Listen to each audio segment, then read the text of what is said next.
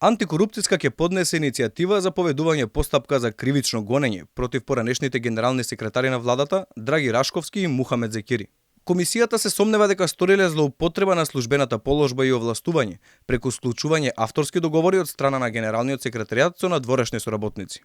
Според антикорупцијска само во последните 3,5 години били исплатени околу 5 милиони евра за авторски договори за работни обврски за кои во институциите веќе има вработено од други административци. На тој начин се заобиколува и законот за работни односи. Според Државната комисија представува основа за сомневање дека одговорните лица на Генералниот секретаријат на владата, генералните секретари Драги Рашковски и Мухамед Зекири, за време на извршување на нивната службена должност, сториле кривично дело злоупотреба на службената положба и овластување согласно членот 353 став 1 од Кривичниот законник.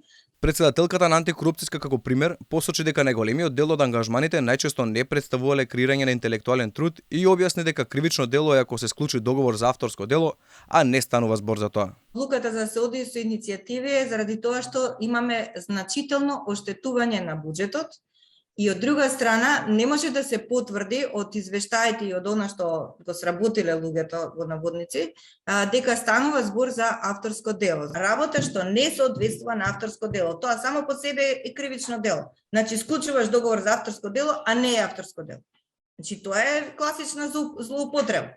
Антикорупцијска предлага кривично гонење на поранешните градоначалници на Чаир, Сарај, Петровец и Брвеница, како и државниот правобранител за ангажирање со договори на дело на новинарката Бесмира Јупи, несудената конзулка во Њујорк.